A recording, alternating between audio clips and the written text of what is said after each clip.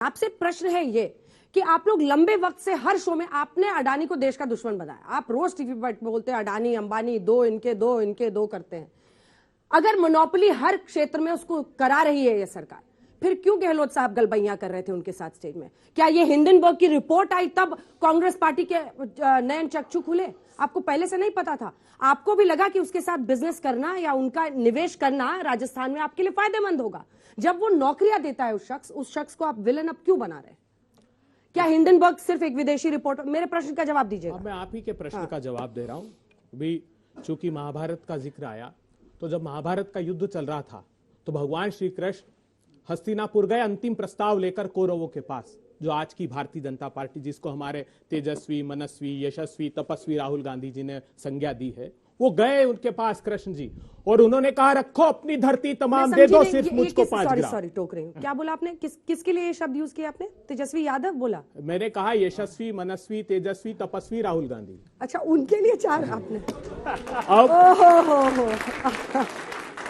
आज तो आपके मार्क्स 100 हो गए। अब भगवान श्री कृष्ण गए और कहा कौरवों से कि रखो अपनी धरती तमाम, दे दो सिर्फ 5 ग्राम। कौरव ये भी दे न सके, आशीष समाज का ले न सके। यही तो राहुल गांधी कह रहे थे। वो कह रहे थे कि हिंदुस्तान के एमएसएमई को आपके पास बेरोजगारी 10.6% क्यों है? जानते हैं आप? क्योंकि इस हिंदुस्तान के नियोजित रूप से एमएसएमई को तबाह कर दिया गया। पढ़िए मिंट स्ट्रीट मेमो, आरबीआई की रिपोर्ट। वो कहते हैं नोटबंदी का गलत निर्णय और गलत तरीके से जीएसटी लगाने से तबाह हो गया। राहुल गांधी जी के सुनिए, राहुल गांधी जी सुनिए ना, राहुल जी पे आपको मैं प्रमाण देता हूं, लिखना है। आपको मैं प्रमाण देता हूं कैसे अडानी को फायदा पहुंचाया गया, उसका प्रमाण देता हूं मैं। हम यही तो कह रहे हैं। ये तय कौन करेगा? ना अंजना जी कर सकती, ना अभय दुबे तय कर सकता है। ज्वाइंट पार्लियामेंट्री कमेटी, जिसके पास इंटरोगेट करने तक के अधिकार हैं। आप जाइए श्रीलंका तबाह हुआ, वहां पर इलेक्ट्रिसिटी अथॉरिटी ने पार्लियामेंट्री स्टैंडिंग कमेटी के सामने रिप्लाई फाइल किया। क्या रिप्लाई फाइल किया? उन्होंने कहा कि कोई ऑप्शन नहीं था। भारत की सरकार ने कहा कि यह प्रोजेक्ट आपको अडानी को देना ही पड़ेगा। तो यही आरोप हम हिंदुस्तान में लगाते हैं कि क्या इस बात का जवाब दीजिए कि यह फोर्स इन्वेस्टमेंट था क्या? अभी बड़ी बड़ी बात की इन्होंने असेट्स की। मैं बहुत साधारण शब्दों में समझाता हूं। मैं तो विज्ञान का विद्यार्थी हूं, लेजर फिजिक्स में मैंने एमएससी किया, अर्थशास्त्र का विद्यार्थी नहीं हूं, लेकिन साधारण शब्दों में जो बात समझ में आती है, अगर कोई एक आम आदमी लोन लेने जाता है कहीं संस्था पर, तो क्या करते हैं? मकान के लिए लोन लेते हैं तो क्या करते हैं आप लोग? वो मॉर्गेज कराता है, कोलेटरल सिक्योरिटी लेता है आपसे। वो कहता है कि मकान की कीमत का असेसमेंट हम करेंगे और उसके आधार पर आपको लोन दिया जाता है।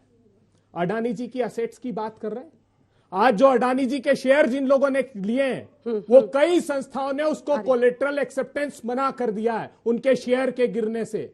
आज मुझे बताइए, क्या उसका असेसमेंट किया गया? क्या अडानी जी की असेट्स का असेसमेंट करके कौन करेगा? ये लोग दोनों तय नहीं कर सकते। हम कह रहे हैं कि वो 38 शेल कंपनी जिनका नाम हिंडनबर्ग ने दिया है, उन्होंने कहा है, एक नाम दिया है चीनी व्यापारी का, चांग चुंग लिंग, जो हिंदुस्तान की एजेंसियों के रडार पर है। अडानी जी के भाई का और उसका सिंगापुर में एड्रेस एक है। क्या कनेक्शन है? हिंदुस्तान जानना चाहता है। हिंदुस्तान ये जानना चाहता है कि वो क्या शेल कंपनियां जिनके थ्रू मैनिपुलेशन स्टॉक्स का किया गया, वो सच है कि नहीं है? कौन बताएगा? इस बात पर खुलासा कौन करेगा? जैसा कि मुझे शक था, आपने मेरे सवाल का जवाब ही नहीं दिया। गए ही नहीं आप उधर, एकदम पतली गली से निकल गए sir. I am so sorry. मैंने कोई पतली गली नहीं, आप आपने जवाब कहां दिया सर? मैं तो पूछ रही हूं कि आप रोज मुझे समझाते थे कि ये लोग मोनोपोली बिठा रहे हैं शख्स का, इसको देखिए कहां से कहां पहुंचा दिया। लेकिन फिर कितने दिन पहले की बात है सर? अंजना जी देखिए, मुंद्रा पोर्ट, कांग्रेस पार्टी के समय भी मुंद्रा पोर्ट का एग्जिस्टेंस था अडानी जी का। वैधानिक व्यापार में कोई दिक्कत नहीं है, कोई भी निवेश करे। हिंदुस्तान के व्यापारियों से हमारी दुश्मनी नहीं है, लेकिन अनैतिक रूप से लाभ पहुंचाने में हम चाहते हैं कि सरकार पारदर्शिता रखे। मैनग्रोव्स पे, अरे जो अनैतिक लाभ ले रहा है उसके साथ आप क्यों लाभ लेने की सोच रहे थे? यही तो प्रश्न है मेरा। हमने कहा कि हम जो अनैतिक काम कर रहा है, जो अनैतिक काम कर रहा है उसके साथ नहीं। अगर हिंदुस्तान के 40 करोड़ लोग जो, 1 मिनट आखिरी बात करने दीजिए, ये आरोप लगा रहे थे चार्टर का। जानते हैं आप अडानी जी की सच्चाई? हमारे समय वहां एनवायरमेंटल मिनिस्ट्री ने एक जांच कराई उनके खिलाफ। देश की मूर्धन्य वैज्ञानिक और एनवायरमेंटलिस्ट सुनीता नारायण, उसने कहा कि इन्होंने, इनके मैनग्रूव्स ने, अदानी पोर्ट ने खत्म कर दिए, 200 करोड़ रुपए का हमने जुर्माना लगाया। मैं पूछना चाहता हूं देश की सरकार से, 2013-14 में हमने रिपोर्ट प्रस्तुत की, क्या वो जुर्माना लगाया गया? ठीक है रजत जी, जवाब दीजिए, इसके बाद मैं प्रश्न ले रही हूँ। पता नहीं कहां से शुरू किया, कहां क्या क्या पॉइंट मेंशन किए, सब तो गलत ही थे, लेकिन मैं एक एक दो ढूंढता हूं कहां पे।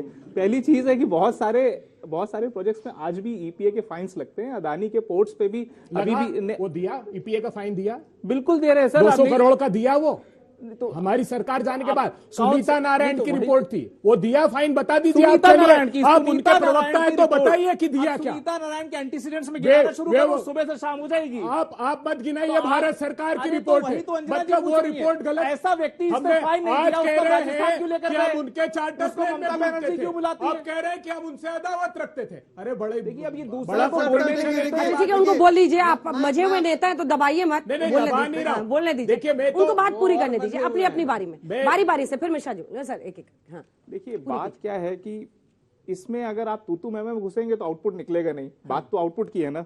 यहां पर बात की इन्होंने घर के लोन की। जब आप लोग सब लोग घर के लिए लोन लेते हैं तो सबसे पहले क्या करते हैं, घर के कागज रखे जाते हैं। आपके पास शेयर तो है नहीं, तो आप तो घर के कागज देंगे ना। हर इंफ्रास्ट्रक्चर कंपनी, छोटा हो या बड़ा हो, आप लोगों को अगर सोलर प्लांट लगाना है ना, सबसे पहले आपके सारे सोलर प्लांट जो होता है, जितने एसेट्स होते हैं, हार्ड एसेट, वो गिरवी रखे जाते हैं। उसके ऊपर से सिक्योरिटी के तौर पे आपके शेयर्स को भी रखवा लिया जाता है। आप लोग में से बहुत सारे लोग स्टार्टअप्स लगाएंगे। आपको मालूम है स्टार्टअप्स में कैसे किया जाता है फंडिंग? जब आप लोग बैंक के पास जाएंगे, आप लोगों से ब्लैंक चेक पे साइन ले लेते हैं प्रमोटर्स का। हर बैंक मूर्ख नहीं है। यहाँ पे इतने बड़े बड़े एसबीआई वर्ल्ड का सबसे one of the finest run banks में से आता है। आपको लगता है कि उनकी जवाबदेही नहीं बनेगी? कल को अदानी को कुछ होता है तो वहां के मैनेजिंग डायरेक्टर जेल में जाएंगे। इतना चेक्स एंड बैलेंसेस वो अपने लिए रखते हैं कि कल को मेरा कोई भी इन्वेस्टमेंट गलत नहीं हो, इसकी वजह से मेरे ऊपर प्रभाव पड़ेगा। आपको लगता है कि ये पूरी बनाना रिपब्लिक चल रही है? निर्दोष ढंग से अडानी को दूध पीता बच्चा बता करके गली से निकाला है रजत सेठी जी ने।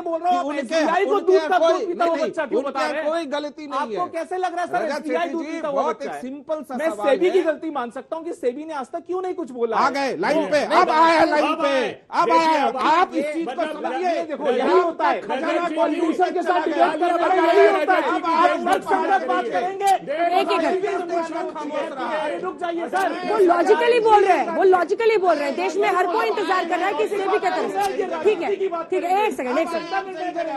इनको राजनीति ही चमकानी है।